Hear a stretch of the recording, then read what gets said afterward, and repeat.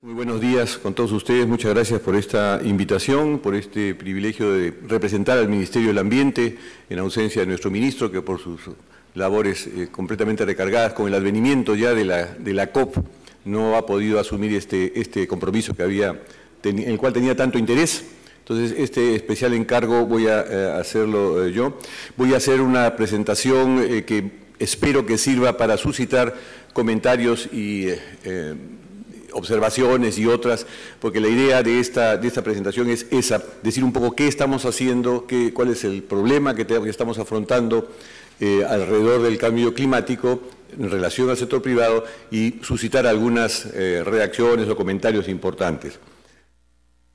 Vamos a hablar del cambio climático y escenarios globales. Muy rápidamente, todos ustedes están ya muy familiarizados con lo que es el cambio climático, algo de los escenarios regional y nacional, en términos de lo que de América y el Perú, algo de las condiciones para la negociación, qué se espera de las negociaciones en términos de reducción de emisiones, especialmente, que creo que sin desmerecer la actividad del sector privado en la adaptación, que es importantísima, es en mitigación donde hay las mejores oportunidades, diría yo, de inversiones y de trabajo conjunto.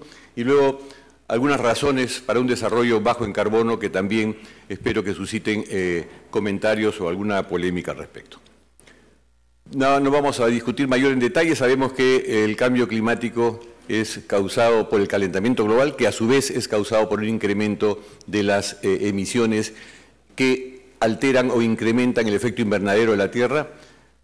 Sabemos que parte de la radiación solar es absorbida por los océanos, por la tierra y los bosques, pero lo más importante, otra parte es reflejada al espacio, y aún más importante, de esta parte reflejada al espacio, algo es absorbido dentro de la atmósfera que retiene estos gases de efecto invernadero, sin los cuales la Tierra no existiría tal como la conocemos y tal como la usamos. En los 15 grados de promedio que hemos tenido por miles de años en la Tierra son los que han permitido la vida.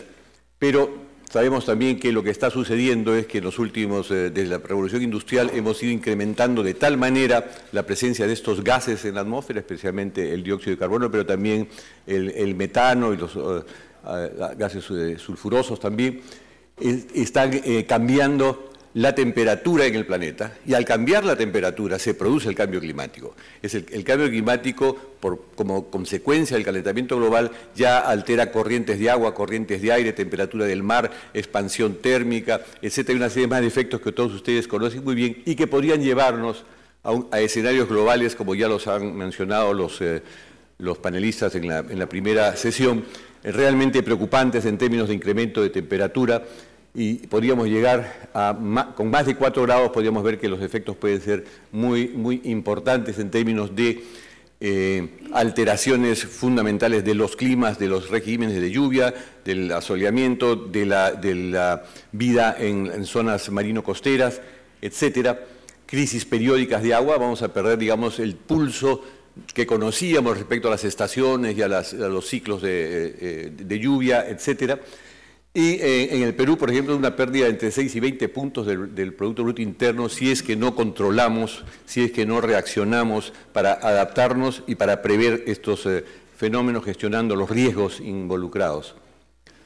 En Sudamérica, esta es una sola escena, el cambio en la cobertura forestal, vemos cómo afecta a la Amazonía central, que puede llegar pues, a sabanizarse, como es algo que se viene repitiendo.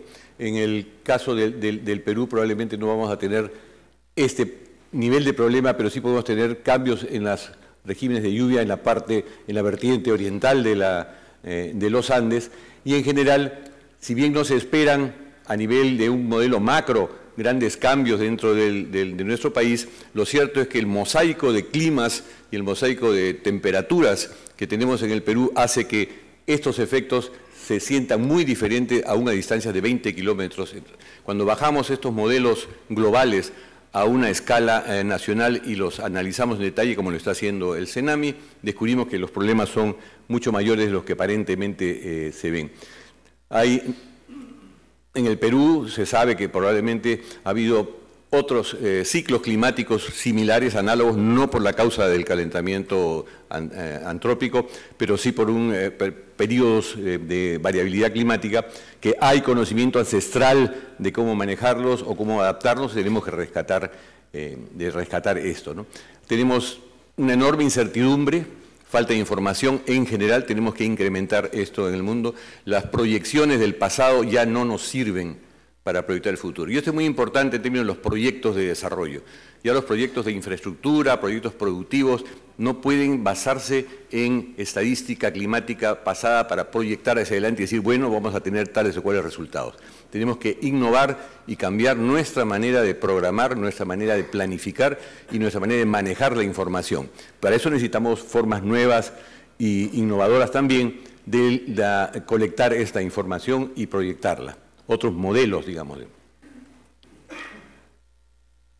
En el cambio climático ya a nivel nacional pueden ustedes ver que aún los efectos que se ven allí, esto en términos de precipitaciones, mayor precipitación en algunos sitios, menor precipitación en otras, son todavía modelos bastante macro en términos de lo que nos corresponde. A veces en una distancia en zonas, hemos estudiado aquí en la zona de Moyobamba, distancias de 20 kilómetros ya producían microclimas completamente diferentes. Pero en general ya se muestra, y esto es definitivo, un incremento de la temperatura máxima de hasta 1.6 grados en promedio, casi medio grado por cada 10 años, y 1.4 para la temperatura mínima. También se incrementa. Entonces, evidentemente, hay un calentamiento global y esto altera todos los regímenes de lluvia que estamos teniendo. Altera también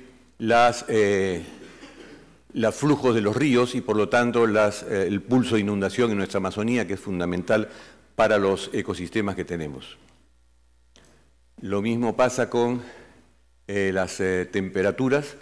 Días fríos tienen una marcada tendencia a disminuir, días cálidos están aumentando, noches frías están disminuyendo, etcétera. Estos son estudios que ya nos está ofreciendo el CENAMI con modelos al 2030, pero que todavía necesitamos tener mucha mayor certidumbre. Y la certidumbre es lo que no existe tan claramente hablando de cambio climático. Existen posibilidades, existen escenarios, existen rangos, pero no podemos decir con certeza total que tal o cual temperatura es la que nos va a hacer sufrir en tal o cual lugar. Lo mismo en nuestra Amazonía, como les decía, hay una marginalidad y especificidad en nuestra Amazonía andina y baja que no hemos todavía incorporado suficientemente en nuestra visión de desarrollo. Hay un enorme potencial de conservación de los bosques para reducción de emisiones de gases de efecto invernadero, que como vamos a ver adelante, los bosques son importantes tanto en la emisión como en la posibilidad de reducirlas. La necesidad de articular el uso en pie del bosque, que es lo que tenemos que aprender a tener, con la reducción de emisiones como palanca financiera, pero también para poder priorizar qué actividades debemos hacer en nuestras regiones amazónicas para que no haya una deforestación ineficiente, una deforestación improductiva como la que estamos teniendo. Lo mismo aquí tenemos conocimiento científico que tenemos que articular con tecnologías, prácticas ancestrales de manejo de los ecosistemas amazónicos que tienen aún muchos de los indígenas y mucho del registro paleontoclimático. Bueno, el escenario global para el Perú, acá tenemos dos niveles de inventario, el inventario del 2000, que es el círculo interior, y el inventario del 2009. Podemos ver cómo de 13% de energía, de emisión en el sector de energía en el 2000, estamos pasando al 18%. Este es un incremento atribuido especialmente a la energía en transporte. Vemos también aquí de 8 a 11%, perdón, esta es energía, incremento en el desarrollo. En la de transporte es de 8 a 11%. Y vemos cómo de 47% que eran nuestras emisiones causadas por el uso del suelo y cambio de uso del suelo, fundamentalmente deforestación en la Amazonía, esto ha decrecido en términos relativos, pero se ha incrementado ligeramente en términos absolutos.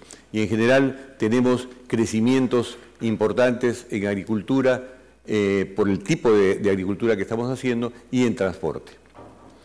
Este es el escenario en el cual tenemos que empezar a trabajar y que hemos estado elaborando con algunos proyectos que nos que los hemos diseñado para apoyarnos en una planificación ante el cambio climático y en un diseño de una estrategia nacional ante el cambio climático que tiene dos objetivos fundamentales. Uno de ellos es, por cierto, la adaptación, lograr que incorporemos en la conciencia nacional la necesidad de prevención, gestión de riesgos y adaptación y resiliencia al cambio climático.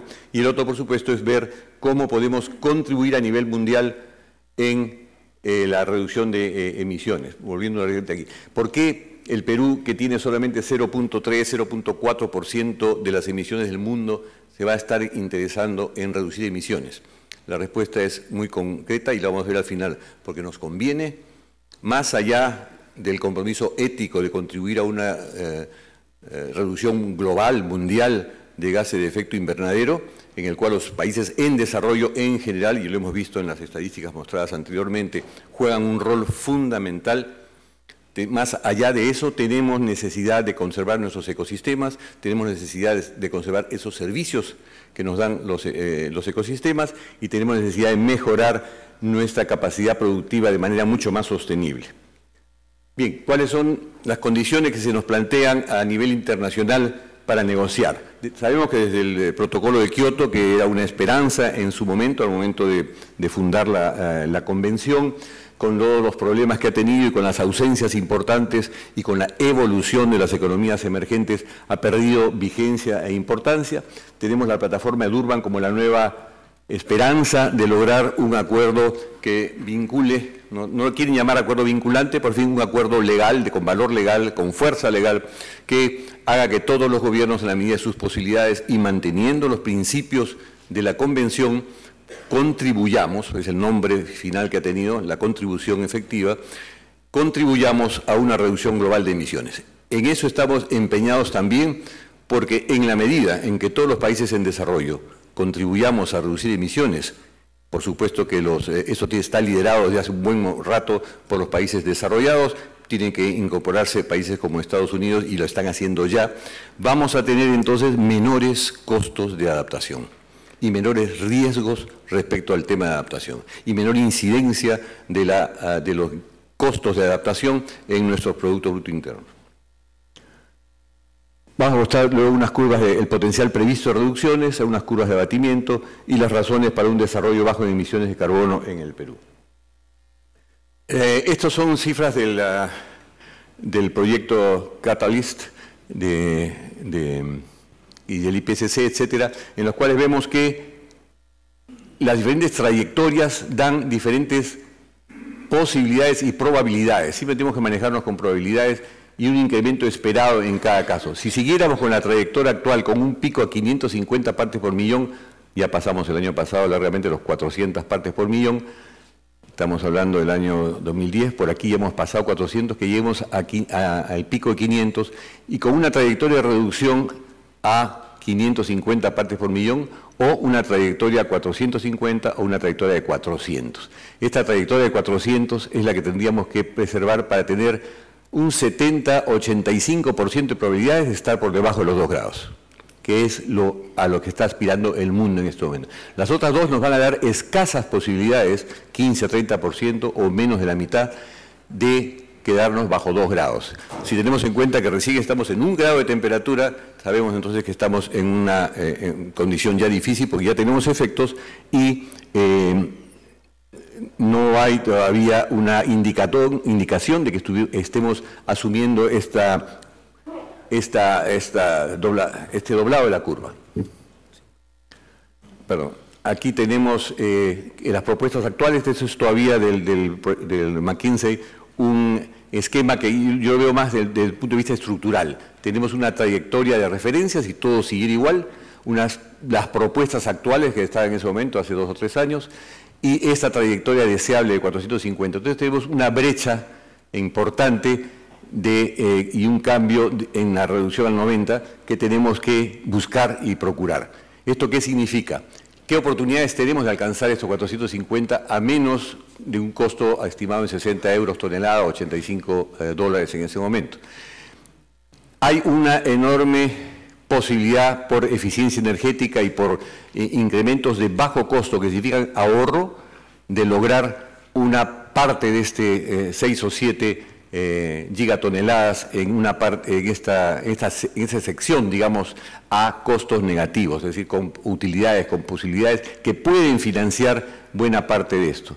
Aquí estamos abarcando el costo promedio de las oportunidades hasta 17 gigatoneladas, si estos beneficios se capturan en su totalidad y se invierten, de alguna manera, en este tramo que es mucho más costoso. Es el tramo en que están los países desarrollados en general.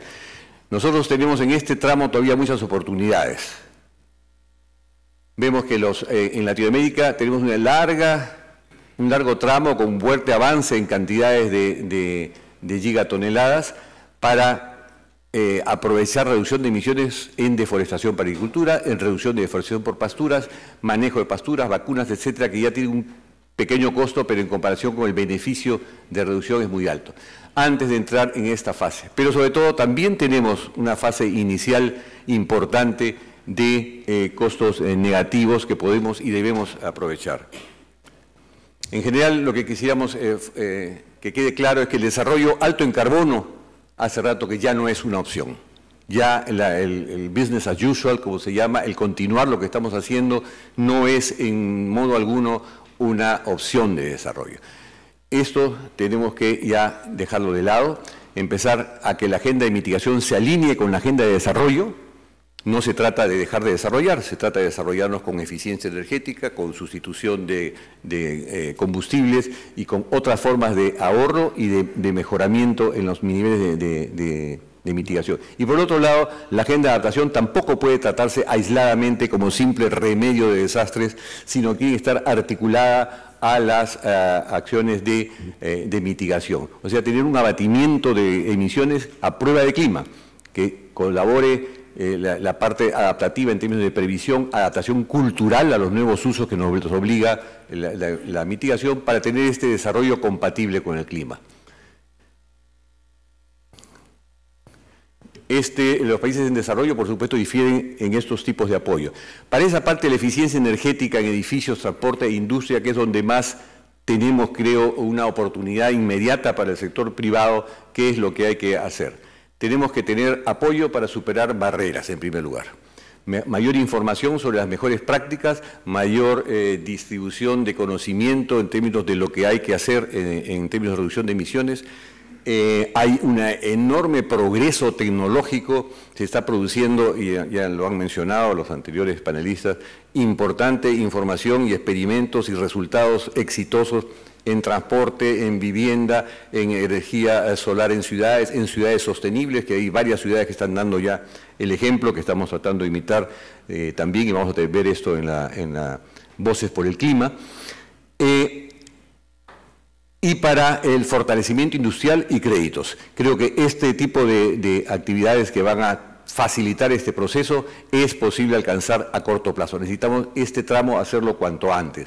En segundo lugar, para agricultura y forestería y en energía en general, ya renovables, apoyo para compensar los costos incrementales a través de mercados de bono de carbono, a través de créditos, pero estos costos incrementales de todas maneras hay que incurrir en ellos, pero estos costos están reduciéndose también con las nuevas tecnologías. Por ejemplo, en paneles solares, China está produciendo paneles a la mitad o la tercera parte del precio de los que solíamos tener en Europa. Alemania está comprando los paneles chinos para poder sustituir su matriz energética y dejar las centrales atómicas, por ejemplo.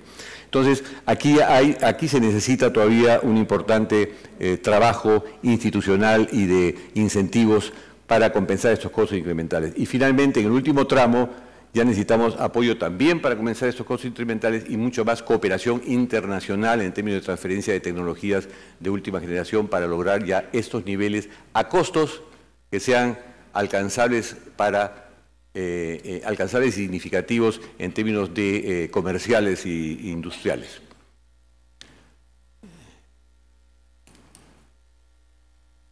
Bueno, perdón. Esto rápidamente, eso es más o menos para ver cuánto dinero se necesitaba en ese momento cuando se hizo este estudio del proyecto Catalyst, que es muy interesante. Este es el flujo requerido en billones de dólares para abatir a costos sociales permisibles. A esto hay que sumarle costos adicionales para países emergentes y costo estimado de transacción para toda la curva, de 1 a 5 euros por tonelada de carbono. ver cómo se financia la tecnología de alto costo, con un alto potencial de aprendizaje, y el total de financiamiento sería entre 55 y 80 billones. Algunos estimados adicionales para adaptación, y tenemos en total este orden de los 100 billones de dólares, que es lo que da pie a los acuerdos que estamos tratando de alcanzar en el acuerdo del 2015. Bueno, son nuevamente los curvas de costos para América Latina, que no incluye a Brasil y México. Y con base en esta experiencia realizada con este trabajo costó, por supuesto, muchísimo dinero en esta consultoría, nosotros a través del proyecto Plan CC, un proyecto de apoyo a la planificación ante el cambio climático, no es un plan, eso quisiera reiterar, se llama Plan CC por abreviación, pero es un proyecto, es un proyecto de apoyo. ¿En qué consistió? En un trabajo muy elaborado y muy participativo con la empresa privada, con los sectores productivos, con el sector público, con las entidades de la academia, con investigación específica. Se lograron seleccionar 77 medidas que nos darían una reducción de 6 gigatoneladas en un tiempo al 2030, me parece que es esto, con una clara indicación de que existen un conjunto de medidas y proyectos e iniciativas que pueden ser altamente rentables, son los que están en este lado, otros tantos que están en este tramo que tienen muy bajo costo, pero con resultados que pueden ser también rentables en la ejecución, y unos ya de mayor costo que tenemos que ver cómo los facilitamos y están en estos tramos. Y por último, saber si le conviene al Perú promover un desarrollo bajo en emisiones. En términos de interrogación, ya no. Ya la respuesta hay que quitarle el signo de interrogación. Sí le conviene al Perú promover un desarrollo bajo de emisiones. Primero porque vamos a generar nuevos proyectos de inversión. Aquí termino. 7.300 millones iniciales calculados con estas iniciativas, 26% de la cartera de proinversión, 2/3 movilizables por el sector privado de esta cantidad, especialmente en las áreas de energía y transportes, porque vamos a generar ahorro y promover competitividad. Recordemos que el comercio mundial, en el marco de las decisiones que se van a tomar en cambio climático, se va a volver altamente competitivo y altamente escrutinizador de la huella de carbono de los productos que querramos exportar. Y allí va a haber entonces una necesidad de que nos adecuemos a estas exigencias. Una mayor seguridad energética, al diversificar nuestra matriz, no estaremos tan dependientes de una sola fuente, aunque sea la hidroeléctrica. La fuente hidroeléctrica es, por supuesto, la ideal, pero tengamos en cuenta que el cambio climático nos está cambiando los regímenes de agua, los caudales de los ríos y las formas donde aparece el agua por aquí y por allá. Entonces tenemos que combinar y tener una seguridad energética mixta de lo más importante. Por último, un incremento del PBI a largo plazo. Sí, acá termino ya. Ya no pasa más, creo que lo han trabado aquí. Se niega a pasar. Bueno, hay 3 razones más.